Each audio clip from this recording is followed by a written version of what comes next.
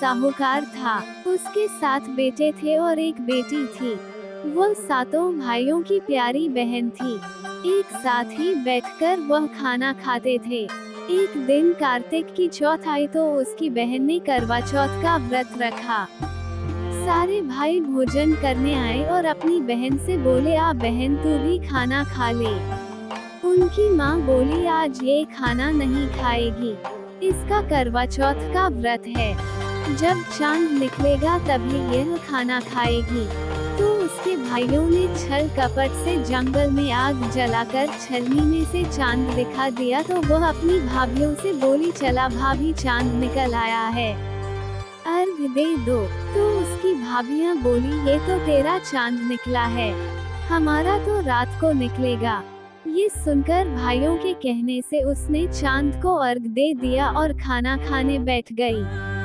पहला टुकड़ा तोड़ा बाल निकला, दूसरा टुकड़ा तोड़ा छींक मारी, तीसरा टुकड़ा तोड़ने के लिए जैसे ही बैठी राजा के घर से बुलावा आ गया कि राजा का लड़का बीमार है, जल्दी भेजो।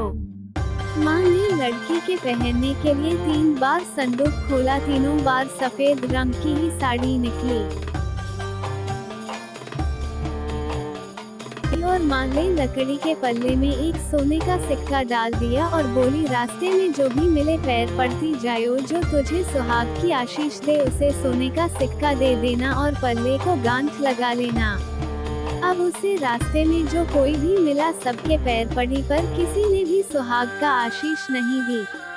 अब वो ससुराल में आई तो दरवाजे पर छोटी नंद खड़ी थी।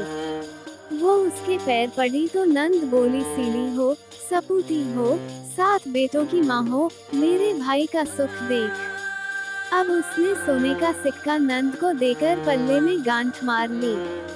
उसके बाद वो अंदर आई, आकर देखा कि उसका पति मरा पड़ा था। अब वो उसे लेकर एक कोठरी में पड़ी रही। 1 साल तक उसकी सेवा की। उसकी सास बांदी के साथ बची कुची रोटी भेज देती। इस प्रकार उसने 1 साल तक अपने पति की सेवा की। सासू बचा हुआ ठंडा बासी खाना नौकरानी के हाथ ये कह कर भिजवाती कि जा मुर्दा सेवनी को खाना दिया। कुछ दिन बाद माघ महीने की तिल चौथ आई तो उसने माता से प्रार्थना की और कहा, माता मुझे मेरी गलती का पश्चाताप है, मुझे माफ कर दो। हे चौथ माता, मेरा सुहाग मुझे लौटा दो, मेरे पति को जीवित कर दो। माता ने कहा, ये मेरे हाथ में नहीं, वैशाखी चौथ माता तुम्हारा सुहाग लौटाएगी। वैशाखी चौथ पर उसने फिर प्रार्थना की तो माँ ने कहा, भादुरी चौथ माता तुम्हारा सुहाग तुम्हें देगी। भादुरी चौथ माता से प्रार्थना करने पर उन्होंने कहा, सबसे बड़ी कार्तिक चौथ माता की नाराजगी के कारण तुम्हारे साथ यह हो रहा है, उन्हें प्रसन्न करने पर ही तुम्हें जो चाहिए वह मिलेगा। कार्तिक महीने में चौथ माता स्वर्ग से उतरी तो गुस्से में उससे कहने लगी, भाइयों की बहन करवा ले, दिन में चांद उगानी करवा ले, व्रत भांडनी करवा ले। उसने चौथ माता के पैर पकड़ लिए और विलाप करने लगी, हे चौथ माता, मैं नासमझ थी इसलिए मुझसे भूल हुई, मुझे इतना बड़ा दंड मत दो। आप जग की माता है, सबकी इच्छा पूरी करने वाली है, मेरी बिगड़ी बनाओ माँ, मेरा सुहाग लौटा दो, मेरे पति को जीवित कर दो।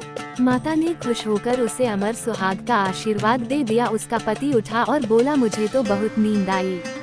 तब उसने अपने पति को बताया कि वो 12 महीने से उसकी सेवा कर रही थी और चौथ माता ने उसका सुहाग उसे लौटाया है। पति ने कहा, हमें चौथ माता का उद्यापन करना चाहिए। उसने चौथ माता की कहानी सुनी और उद्यापन कर चूरमा बनाया। दोनों खा पीकर चौपड़ खेलने लगे।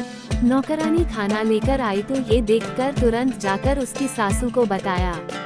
सासू ने आकर देखा तो बहुत खुश हुई। बहू से पूछा, ये सब कैसे हुआ?